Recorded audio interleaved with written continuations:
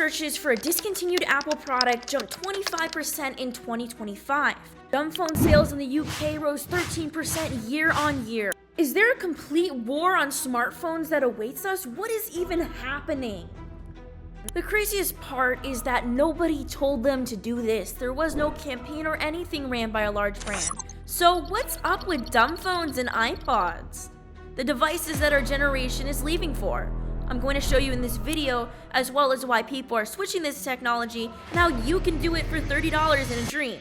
But in order to do that, we have to talk about how our phone design is actually a big trap.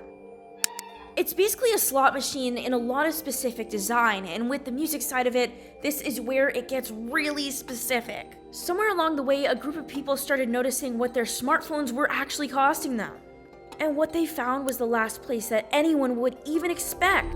Of a musical era, Apple has decided it is retiring the iPod, more than 20 years after the device revolutionized the way that people consume music. When Apple discontinued the iPod in 2022, they thought it was going to be over.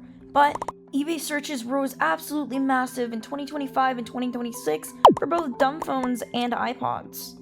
Now, let's explain what the concept of a dumb phone is. A dumb phone is basically a normal phone, and it has the same concept of an iPod. It's just meant to do what it's supposed to do, right? Make phone calls, not this extra bullcrap. Fuck it, don't you want your own agency back? Well, I do too. And because of this, there's a new market for these dumb phones. One of these products, it's known as the TinyPod. It's just one example of many, but the TinyPod can do everything you need in the palm of your hand with a scroll wheel. And no, I'm not sponsored for this segment. But this is an example of people repurposing their existing tech to be more stupid, and that is a great thing. But I want to remind you, it's not just nostalgia hardware people are buying. A whole generation of brand new audio players ready for the youth. But this brings an important question. Is the rebellion truly back though? Every generation rebelled against something. While millennials rebelled against inconvenience, we now have Gen Z that grew up with the result of that rebellion. And the iPod is the most visible symbol of that.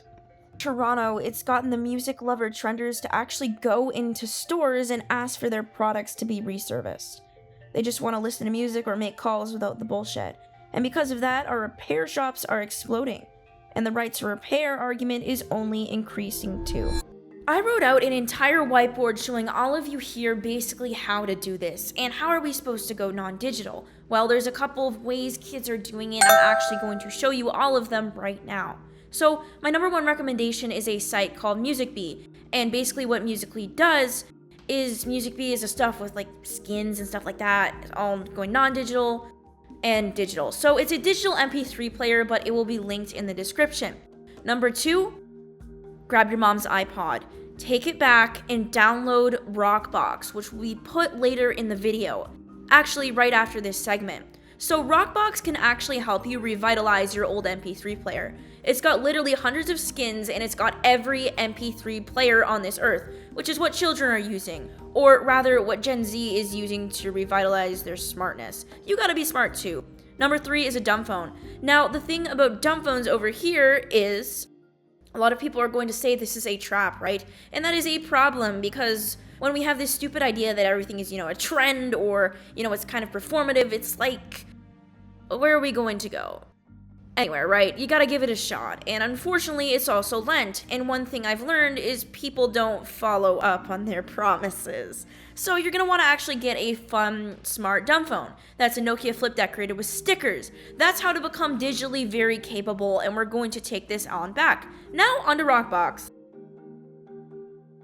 We're going to go over this software, which is Rockbox. And now Rockbox is a free replacement firmware for digital music players. It runs on a wide range of players. So it runs on Apple, Arcos, Crown, Fio, which is the one mentioned at the beginning of the video, right? Olympus, Samsung, Sandisk, they got everything.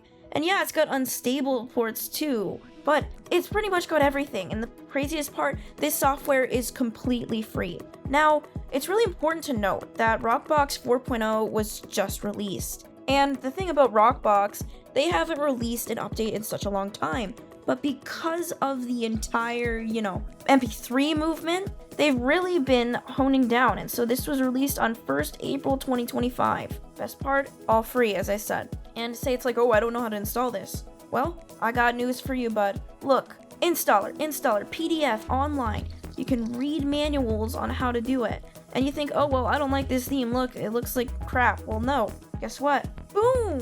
Themes. You can upload your own themes if you read the theme guidelines, and they got over 61 themes for the iPod Nano. So you can customize this for absolutely free. Look, this one's got 82 themes. I'm like, dude, so crazy. I'm actually really considering booting out my own SanDisk again. So I got a SanDisk, and I'm like, let's check out the themes. They got Sweetness, Pure X3. Look, all of these themes that all look different. And these are all made by 3 passionate users. It's got dev builds as well, so if you want a past version, you can go on there. Say it's like, oh, I want to connect with other users. Boom, look at that. User interface, support and general use, development, general, third party. It's got places where you can find other tactical forums and answer questions. Absolutely incredible open source jukebox firmware. I incredibly recommend it, and if you can, please give a donation to the people at Rockbox. Great community, just keeping up free digital analog stuff for everybody.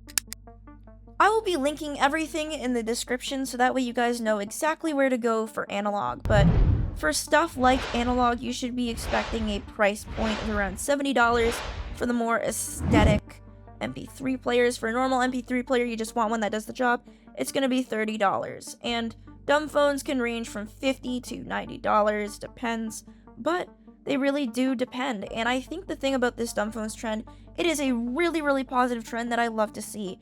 And while you do have people discrediting the trend, I also think it's very important that we have these discussions in general, right? I think it's great that kids are going back to analog because I see so many people like me too much on their phone, myself included. And so I think I'm going to participate in this trend further. I brought out my own SanDisk and got it out, so we'll see how this goes. I think it's going to be alright, but I really just wanted to highlight this trend in more digital culture. I'll see you in the next video.